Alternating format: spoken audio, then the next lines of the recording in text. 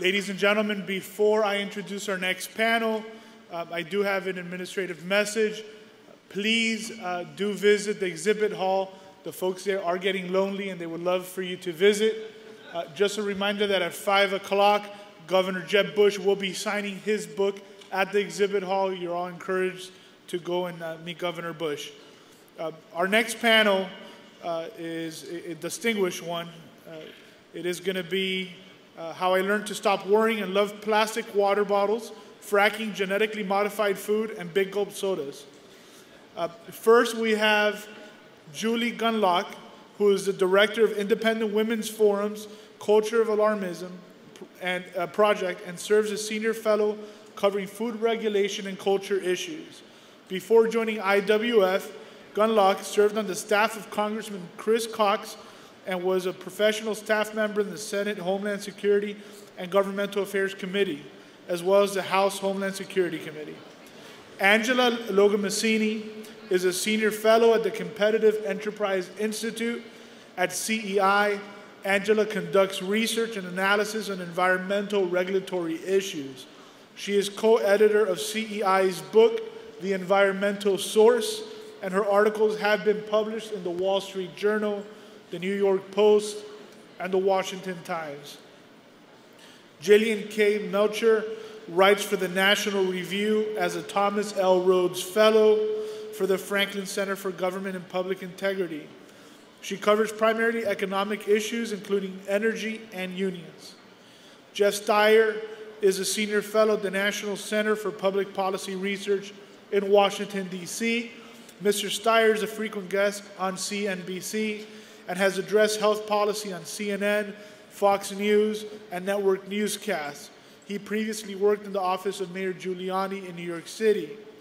And finally, Sabrina Schaefer is the Executive Director of the Independent Women's Forum. She was a managing partner of Evolving Strategies and served as a speechwriter for Senator George Voinovich of Ohio. Please welcome our next panel. Good morning. Thank you all so much for joining us today. I wanted to say a quick thanks to Al Cardenas and to Greg Keller for putting on such a fantastic event this whole week. We are here today to talk about the culture of alarmism. And I have to say, a few years ago, my dad wrote an article for the Weekly Standard called All Crisis, All the Time.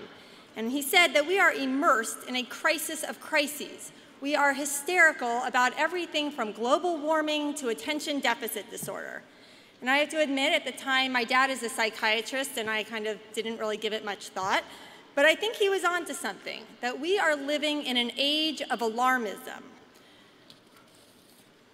There is a sense today that everything from household products to toys to plastic bottles to canned food to school supplies, yes, the 3-ring binder is a killer, are a danger to you, to your children, to your family.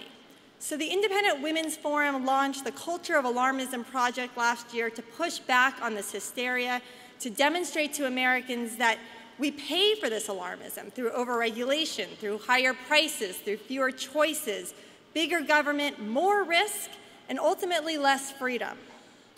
I'm a mom of 3 little children. I know very, very well how nannies target women, target moms, and I know what these alarmist claims do to me when I stand at the grocery store debating over the BPA free or the BPA not free. But this is how progressives work. They work to scare women into the comforting arms of the state, and we are here to push back on that.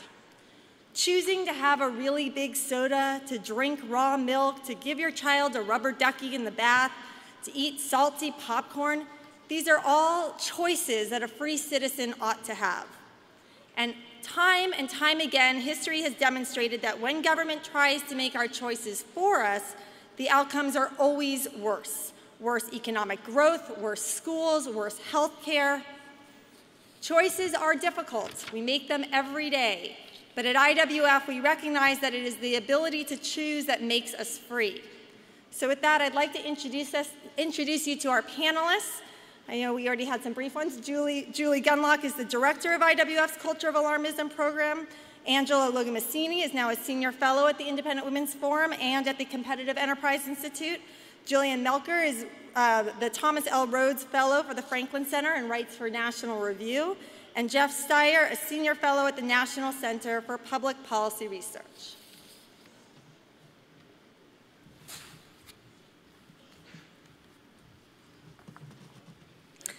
Hi there. Since Obama took office and the First Lady launched the Let's Move campaign, we've seen a lot more chatter about food and obesity in this country. We've also seen a lot more alarmism on that subject. I'd like to give you just a few examples. Late last year, Michelle Obama went on national television and said that obesity was the #1 national security threat facing the country. It was very bad timing because she happened to say that the very same week our ambassador was being murdered in Benghazi, so not good timing. She's not the only one guilty of this type of hysteria on food and obesity. Well-known food nanny, Yale obesity expert Kelly Brownell often emotionally talks about how this could be the first generation of American children to lead shorter lives than their parents. But perhaps the most absurd alarmist claim was made by the former head of the CDC, Julie Gerberding, who said that America's obesity epidemic is worse than the Black Plague. If you're not familiar with the Black Plague, that was a 13th century pandemic that reduced Europe's population by 50% in the span of 2 years. I mean, we're talking mass graves here, so not exactly a good comparison. I'm not saying that America doesn't have an obesity problem in this country. Certainly, if you look at the data, Americans have gotten bigger over the last several decades, but we are starting to see a slowing in those rates, and even recently a decline. Yet the hysteria is still ramping up. So why do they say these things? Why all the scary talk? They know simply that if they scare the wits out of the American public will be more willing to acquiesce to government regulations. They will be more willing to give up their freedoms. And that's the real goal, controlling Americans. These food nannies and government officials do not trust you to make good decisions for your life. They do not trust you to make good decisions for your family and for your children. We've already seen some of this control happening. One of the signature proposals of the Let's Move campaign was to improve the school lunch programs. That's a whole different panel. I'm not going to get too much into that, but I think we can all agree that's been an utter disaster. But they said that the goal was to make school lunches healthier, but that wasn't the real goal. The real goal was to get more children eating school lunches, and that's worked. More kids than ever before are eating school lunches, and let's not forget, that's not just lunch anymore. That's breakfast, lunch, and dinner. And that's exactly what this administration wants. They want more kids eating government meals so that there can be central control over what children are eating. But these efforts aren't limited to school feeding programs. Obamacare requires restaurants and vending machines to post calorie information, because apparently you don't know that a Big Mac and a candy bar has calories. The feds also want to start regulating foods that can be advertised on television, because apparently they think moms and dads can't simply use the remote control, which is sort of a built-in regulator, and turn the television off. The FDA is also likely to move forward regulating specific ingredients like sugar and salt, despite the food industry providing thousands of products that are already low in sugar and salt. And many cities and states, they're starting to consider soda taxes, despite a mountain of evidence that shows taxes on soda do nothing to sway consumer choices. But of course, no one can get up here and talk about food policy and obesity policy without talking about the king nanny himself, Mayor Bloomberg from New York, who just this week was shocked when a judge dismissed his large soda ban. Yeah. But don't worry, we'll still get theater from the mayor. He has vowed, he said, quote, "I have got to defend my children and yours and do what's right to save lives." That's what the food nannies like to say. They're trying to save lives, but it has nothing to do with saving lives. It's all about control over what Americans eat and what they feed their children. Food nannies and government bureaucrats firmly believe that they know better than you about your own diet, and they know better what to feed your children. What annoys food nannies and public health advocates is that in a free society, people are free to make bad decisions. They have a very hard time accepting that, so they want to take away those choices. People need to consider the cost of these actions. Obviously, these measures will make things more expensive and it will cost jobs. But more importantly, it will take away our basic freedoms and it makes our lives a whole lot less fun. Thanks.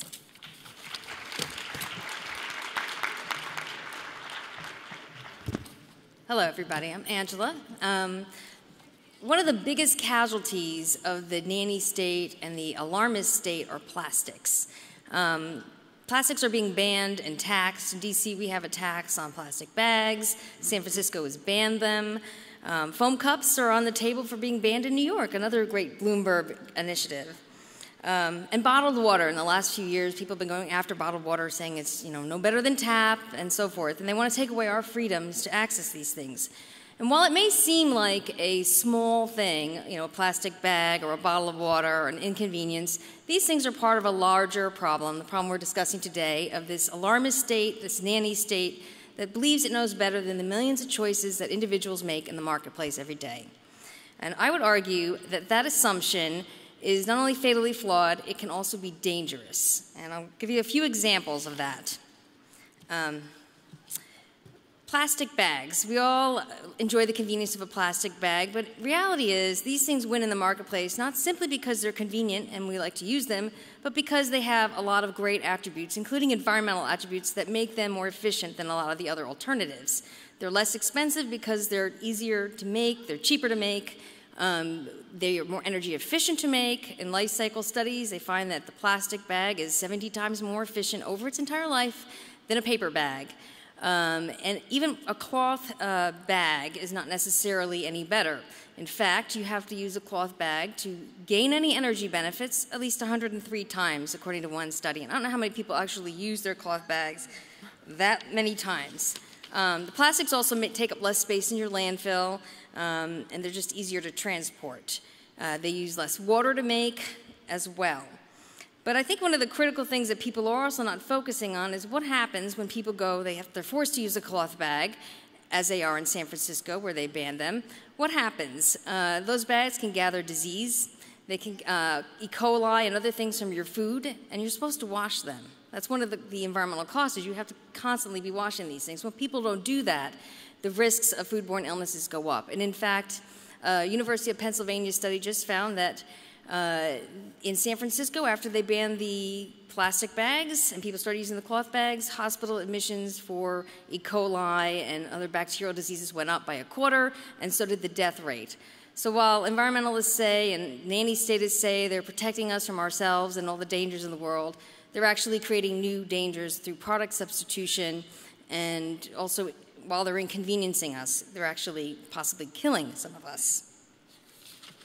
Same thing with foam cups. I like the foam cup. It keeps my hands nice and cool and my coffee hot. It doesn't spill, it doesn't break. For me, it's a lot better than a paper cup with a sleeve. That's my choice. I don't have that choice all the time anymore. It's hard to find them. Bloomberg thinks you should never have that choice. He's trying to pull these off the shelves. But they use 1/3 less energy than paper. They're 50% less volume in solid waste. They don't, they release less greenhouse gases. I'm not necessarily too concerned about that, but that's one of the things environmentalists should be aware of. And they require a lot less water. So these are great cups, and in order to, again, even if you switch to ceramic cups, a ceramic cup, you have to use 1,006 times to get the energy savings you get. These things win in the marketplace because they're good for the environment, they're good for our pocketbooks, and they're convenient. The last case is bottled water, and we've had a lot of hype about bottled water. They say it's not as good as, the tap is just as good. The fact is they're two very different products. And I've looked at the data. Bottled water is a lot safer, but your tap water is perfectly safe too. I don't think we have a real water problem in this country. We have a concern about convenience and being able to access water in an emergency situation and as an as-need basis. And that's what the marketplace has done. It's fulfilled those needs. Environmentalists say you shouldn't have it. Now you need to carry around a plastic bottle. And here's a little story of some of the unintended consequences of that. They said, oh, we have to have a plastic water bottle, and then somebody discovered it had a chemical in it called BPA that environmentalists have hyped the risks up unfairly and inappropriately. And even the environmentalists themselves got scared from their own advice. So they said, well, don't use the BPA bottles, get the BPA-free plastics. Well, those had another chemical in them. And this is called BPS, that environmentalists say is even more dangerous. I don't think either of them are dangerous. We're talking about trace chemicals with low exposure, no evidence of ever having a problem, 60 years of use, but they say we shouldn't have them. So those are disappearing from the shelves, and they switched over to aluminum containers. You can imagine mining aluminum is probably a lot less energy efficient than making a plastic bottle. So there has an energy cost to that. But one of the public health implications they didn't think about is kids. Kids get these aluminum bottles, they're really rigid, they finish drinking their water, they stick their tongue in, and it sticks. And this actually may sound funny, but it's actually pretty dangerous, and these kids could suffocate. Children have been showing up in emergency rooms with bottles stuck on their tongues, having had the bottoms cut off and medicine to try to remove these things. It's all about the law of unintended consequences. In a marketplace, people make decisions that suit them, and over time, the multitude of decisions make sense, and we get good products, we get technologies. Environmental groups and others that are trying to second-guess all those things are making mistakes, just like the Soviets made mistakes with their economic planning. It doesn't work. And in the end, we're going to have less progress, we're going to have more expensive products, and a lot less convenient world.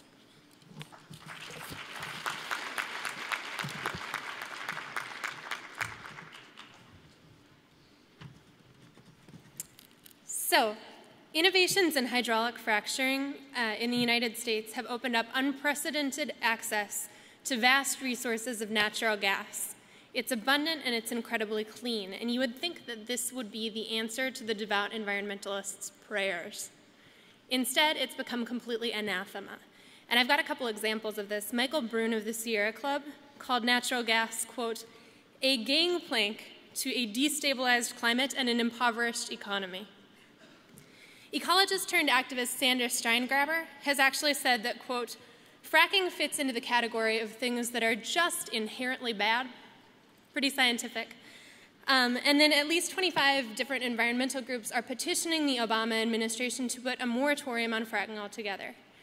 Now, this doesn't make a lot of sense, and it makes even less sense when you look at the United States energy portfolio. Right now, the environmentalist dreams of renewable energy like solar, wind, geothermal.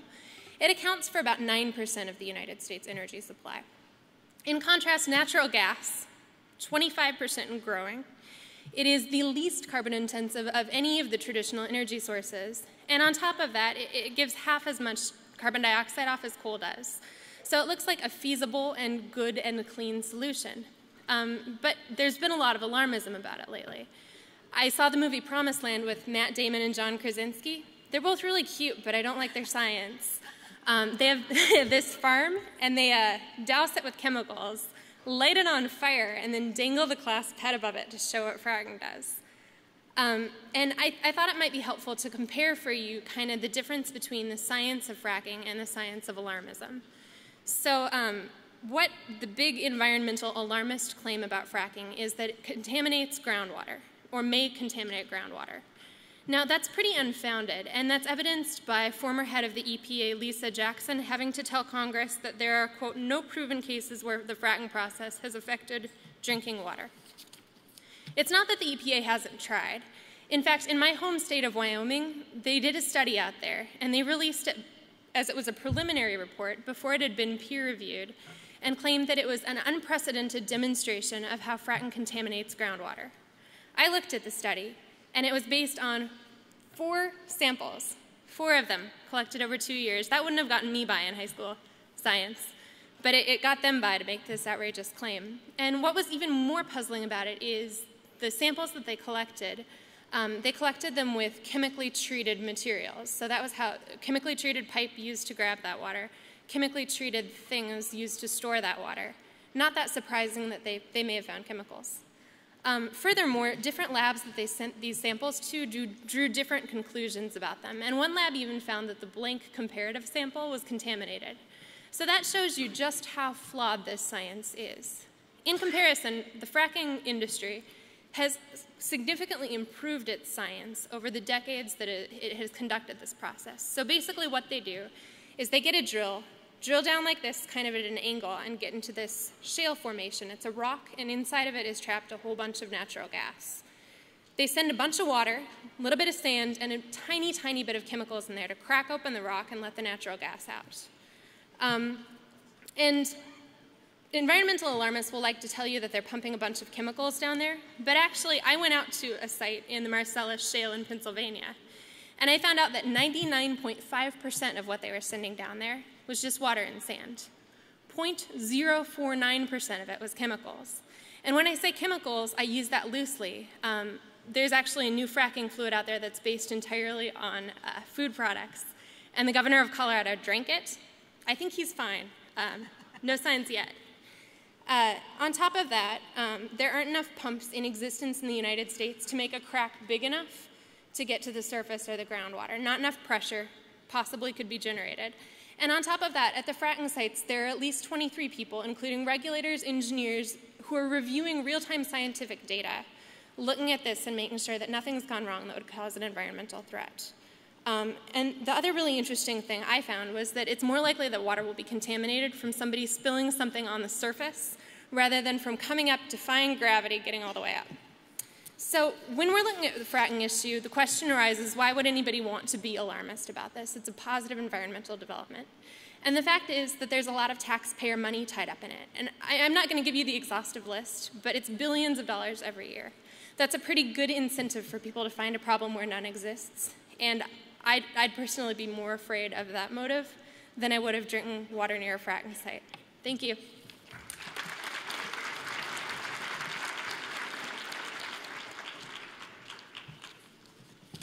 Thank you.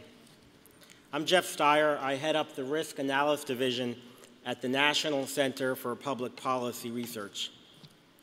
Let me start with a question. Who here believes that we ought to give the liberal activists carte blanche to advance their agenda simply because they claim to be acting in the interest of public health and the environment? Does anybody believe that? No.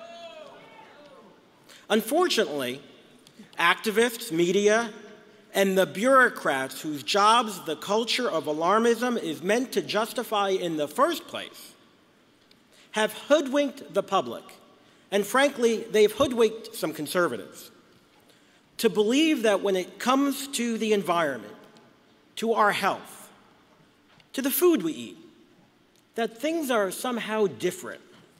That in these cases, we need more regulation, and we need more government spending. But let me tell you, our ideas are not only best for increasing freedom and prosperity, which are, I would say, pretty good things.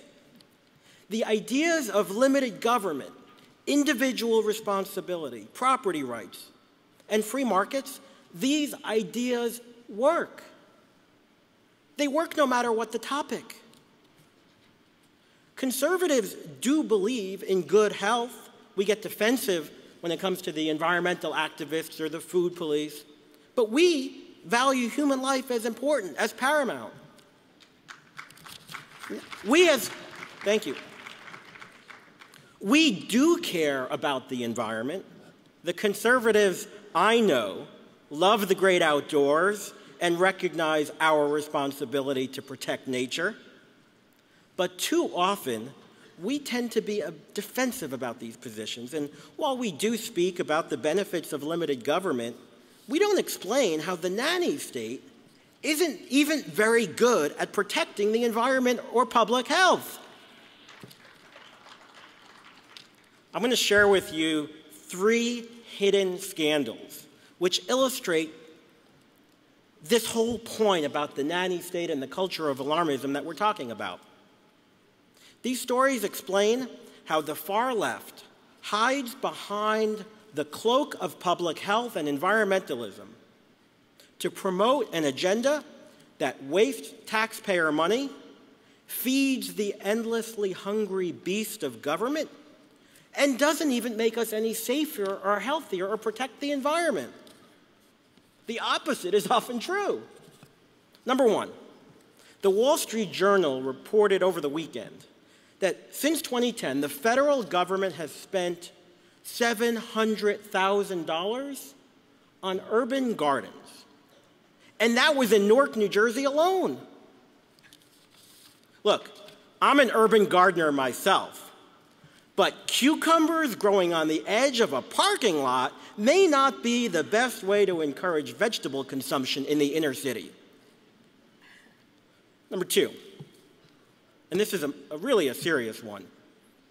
4 months after Haiti's devastating earthquake in 2010, a left-wing social justice group funded by liberal American foundations did the unthinkable.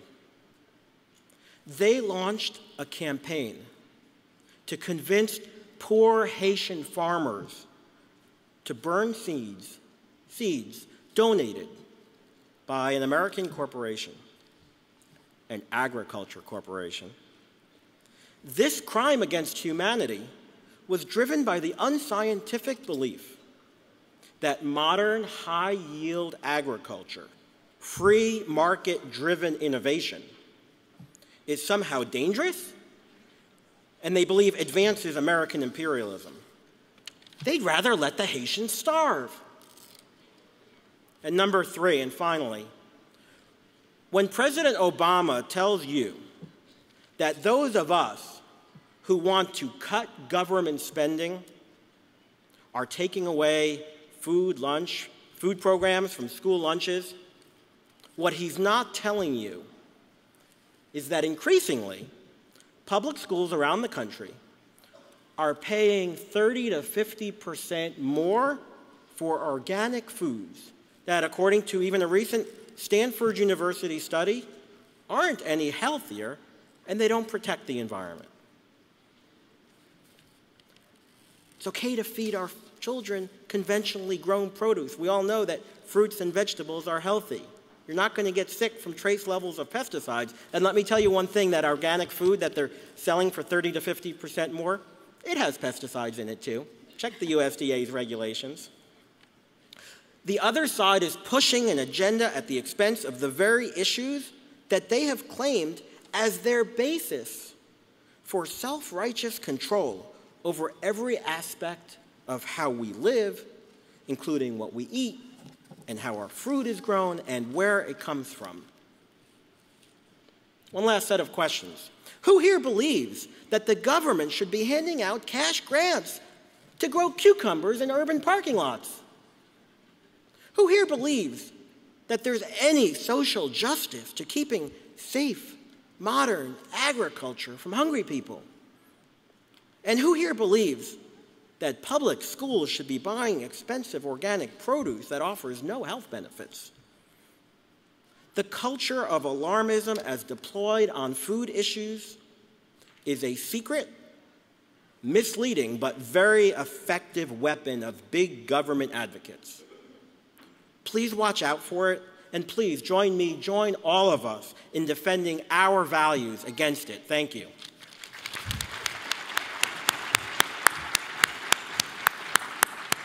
One other area where there's a lot of alarmism is the underrepresentation of women in science. We hear about this a lot and obsession over STEM, but I realize I may be a little underrepresented, but I am sitting at a table with 3 women, and Jeff, you've been I think the men are underrepresented right here. But there is a great group of women here who know a lot about science. And I want to direct the first question to Julie and then maybe to Jillian as well. Junk science seems to be at the foundation, or it seems to be at the heart of a lot of these alarmist policies. And I'm wondering, how this plays a role, what we can do about it, and where we go from here. Well, part of the reason that we launched the program is we started to notice it doesn't matter the issue. It doesn't matter if we're talking about food or chemicals or plastics or fracking or agriculture policy. The the junk science surrounding it really drives this fear. And what happens is a lot of these organizations will issue a report. It doesn't have to meet even the most basic scientific standards. The media loves these stories. They love a scary story. So the media will pick it up, and then there'll be all of these headlines screaming, danger, danger, these products, these food products, these ways of, these energy practices are a danger to you. And at that point, the public starts to get scared, and invariably we will hear the magic words, something must be done. And that is when regulations come into play. So I think there's a real relationship between a lot of these sort of nanny, left-wing activist organizations with the press that is more than happy to spread the message of fear. And then a public that may or may not know a lot about the issues. And frankly, I'm a mother of 3 as well. I don't have time to read everything. I think a lot of moms don't have the time to read everything they hear about, and so they can sort of take advantage of that by making people afraid, by using junk science. They really, it's an easy way to make people afraid, and really at that point, they're vulnerable to accepting government regulations on their lifestyles. Sure, and I'd agree with that. I think one of the great things about the American public is we're really vigilant about our rights, and we're also really vigilant about our personal choices because we have the freedom to do it. And so the thing to keep in mind is that science helps us kind of control our fears by testing them, quantifying them, and then controlling them, and mitigating against that risk. But when we let ourselves kind of fall subject to phobias, that fear is controlling us. And that's not science, that's just being afraid. So Jeff, Julie is a mom, I am a mom. We spend a lot of time in the kitchen, at the grocery store. I know what it costs to buy milk at Trader Joe's versus Harris Teeter versus Safeway. So I pay attention when I walk by that organic section. I wonder, am I doing something wrong by not stopping and buying the cucumber from the organic section? What do I tell myself? What do I tell other moms to make them feel like it's okay?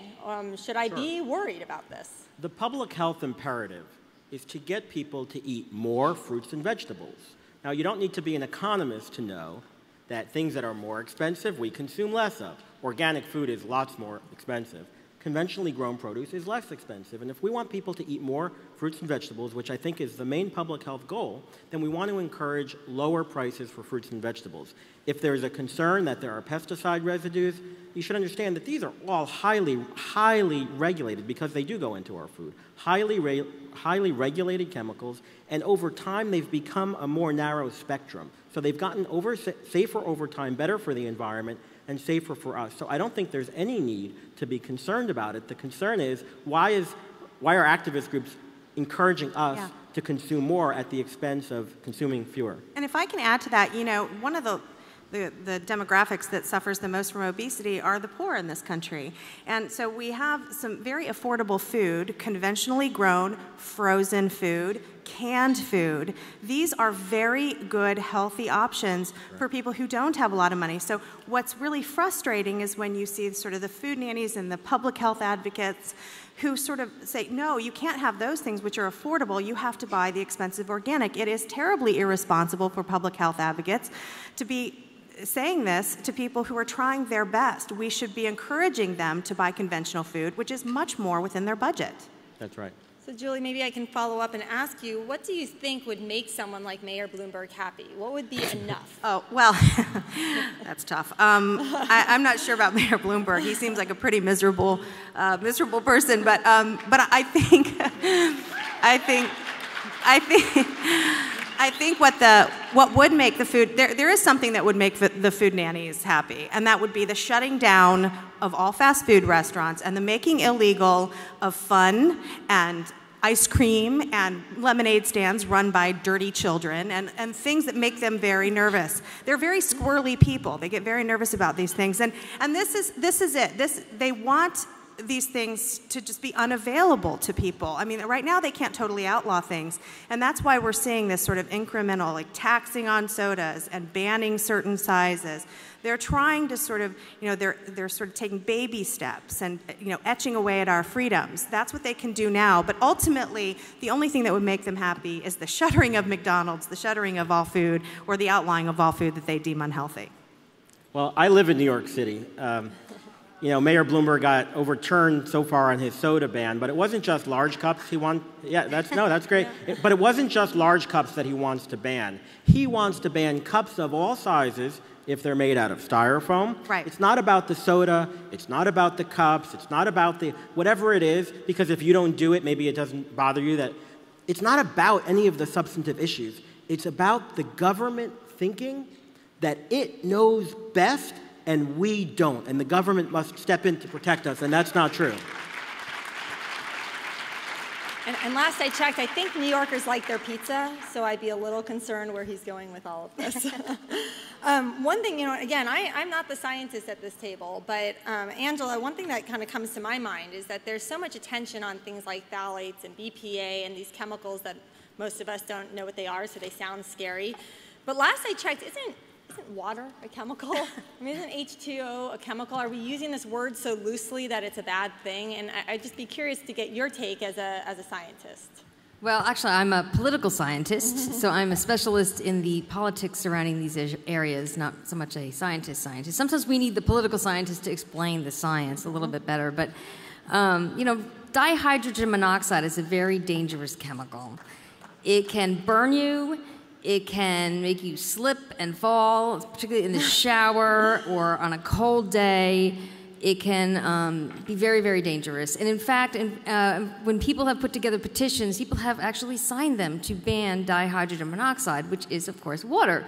I mean, everything in the world is made of a chemical. And when the environmentalists or anybody else talks about chemicals are so bad, they're in our body, they're everywhere, they forget that we are physical beings, and that's just part of being human. And they complain about chemicals in the human body and they're accumulating. Really, at the end of the day, it's the dose that makes the poison. How much of a chemical causes a problem, and at what dose? It's got to be a long-term exposure. There's not a lot of data showing that these trace exposures, even the chemicals that are in our bodies from man-made processes, there's no real evidence that they're causing any problems whatsoever. And in fact, people are living longer, healthier lives with the more chemicals we use. Cancer rates are declining. All the things that environmentalists say are happening just aren't really happening. So it's really the difference between, do you want to be in a progressive society where we continually have technologies that make us, give us medicines, phthalates are used in blood bags and vinyl tubing. Environmentalists are trying to get these out of our hospitals. And people could die from this type of policy. And in fact, I'm sure people are dying from these type of policies. We just can't count them. It's very difficult to.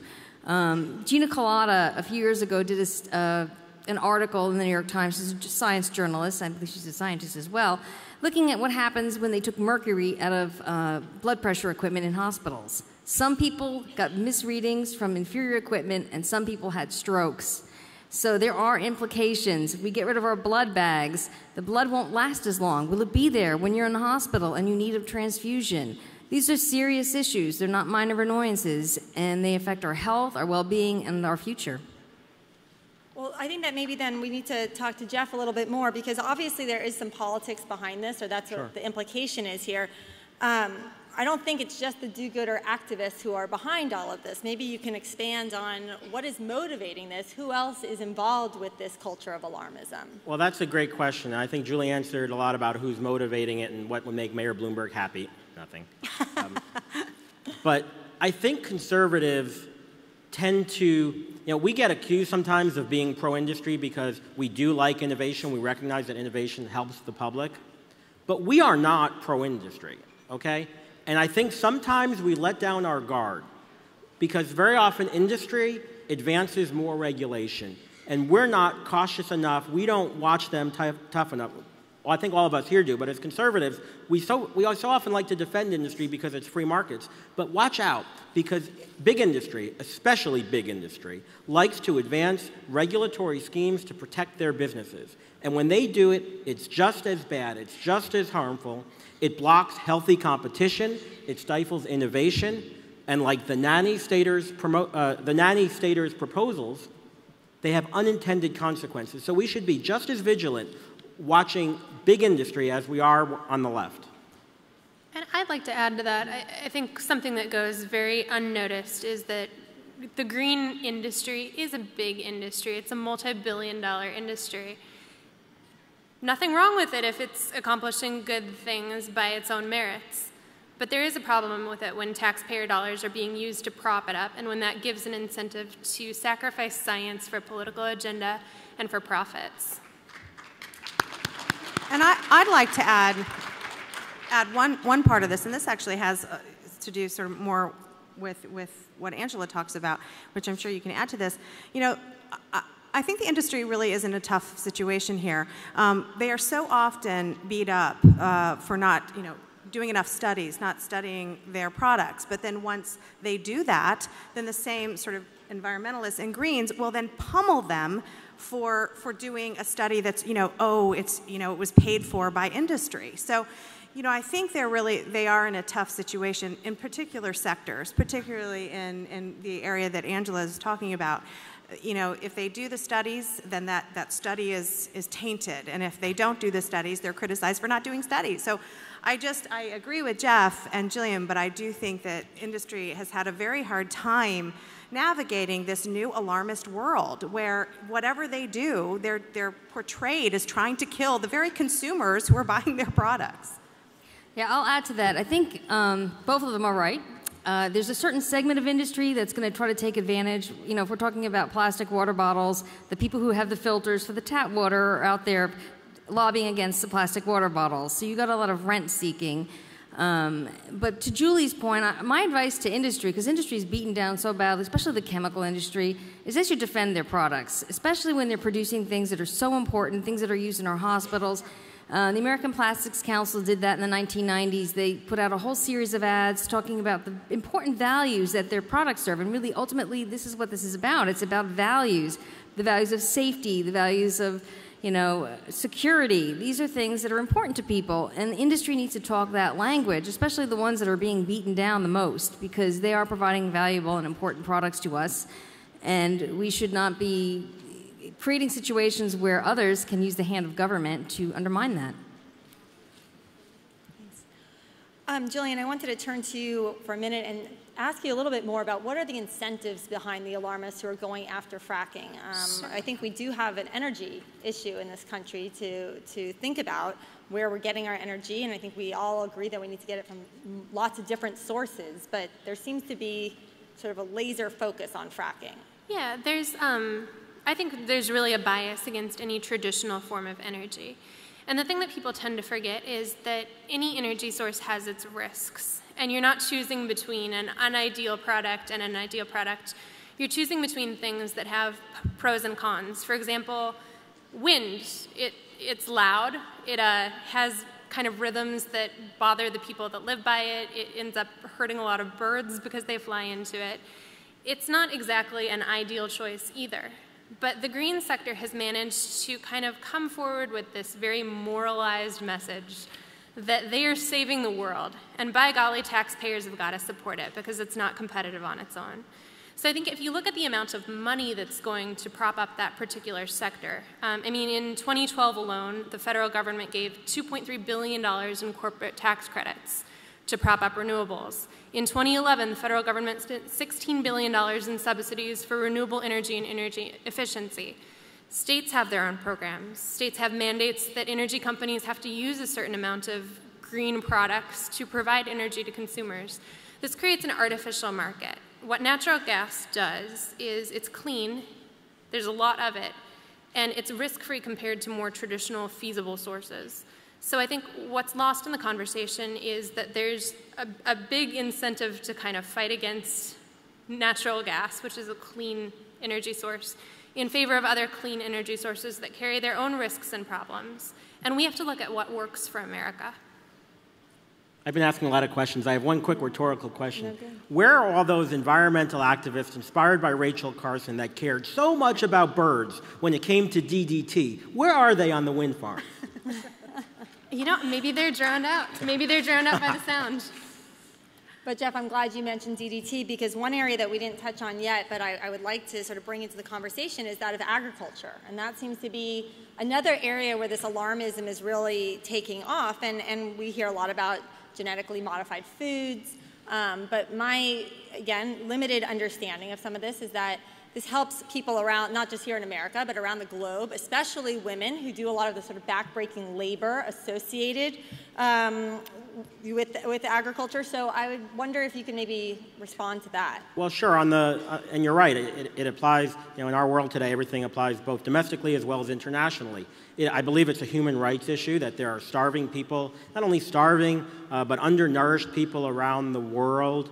There are forms of staple crops like rice, golden rice, that can give people the nutrients that they are otherwise lacking, but the green groups who have this ideology, like the folks who wanted to burn the seeds in Haiti, they've got this ideology that if it's biotech, it must be dangerous, even though it's well tested and we know it's safe. They are costing us lives around the world, human lives. And I think in the U.S., there's been a big debate over labeling of genetically modified food. In California, the voters chose to oppose a mandatory labeling scheme, Proposition 37.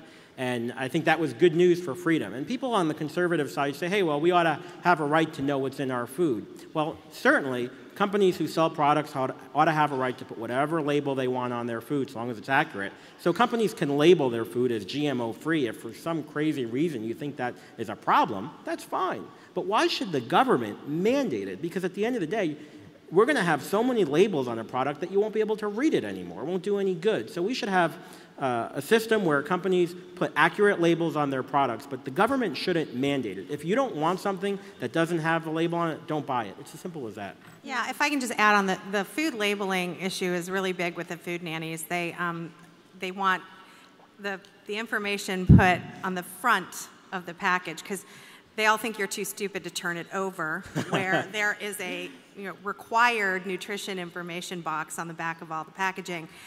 And what's hilarious is they want food manufacturers to even put, one of the designs was to put like stop signs and other things, danger, danger, So the idea that a food manufacturer would produce something and then essentially beg the customer not to buy the product is a little absurd. And I think it's just more evidence that these food activists and a lot of the public health activists really have no idea what it's like to run a business.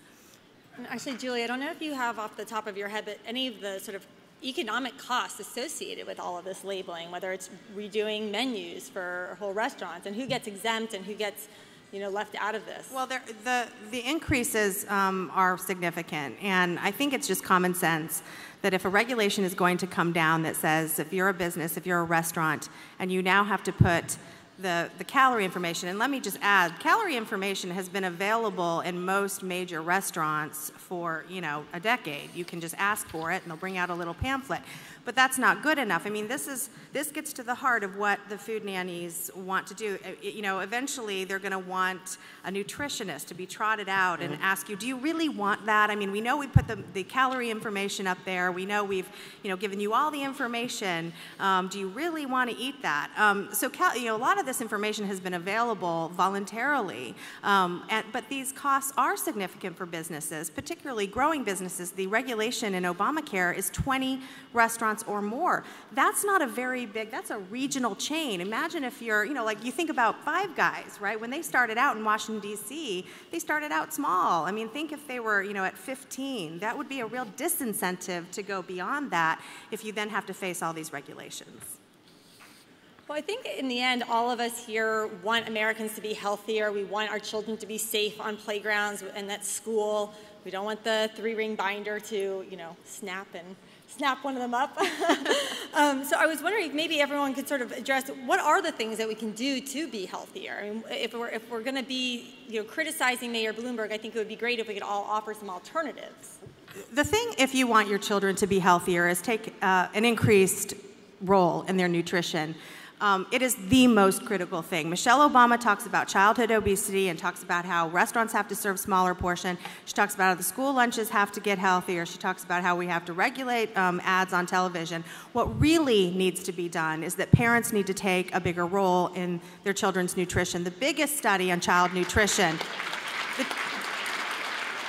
the biggest study on child nutrition was done at Ohio State University in 2010. And it examined childhood obesity was a very large study, and it said three things are going to help reduce childhood obesity in this country: putting them to bed earlier, turning off the television, and sitting down to dinner. These are things, the scientists were shocked. So if you want to make your kids healthier, start doing things, get up 15 minutes early, don't rely on school lunches, pack them a lunch, sit down to dinner, turn the television. This is called parenting. This doesn't take a scientific study.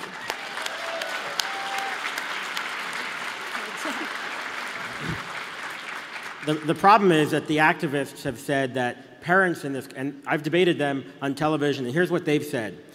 The parents are overweight and we shouldn't trust them, so that proves that we need to rely on the government about how to feed our children. That's what these activists believe, and I believe that what we can do to improve public health is to stand up for individual freedom, not only personal responsibility, but free markets, innovation. One example, cigarette smoking is a real problem in the country and in the world. And free markets have done what the government, hundreds of millions of dollars, haven't been able to do, which is to help people quit smoking. So we all know about e-cigarettes or the vaporized nicotine that look like cigarettes. I've seen people I've seen you in the lobby with them. And that's allowed. There's no secondhand smoke, right? So these are wonderful products of innovation, e-cigarettes, that have actually helped people quit cigarette smoking, and the government hasn't been able to do it. But unfortunately, the government in Connecticut today they're considering a ban on the use of e-cigarettes in public places. The government, when trying to advance their version of public health, actually undermines, and the people of this room, I beg you to understand these issues in the context that we've been talking about today, because freedom, individual liberty, free markets, and innovation can improve public health, not the nanny state.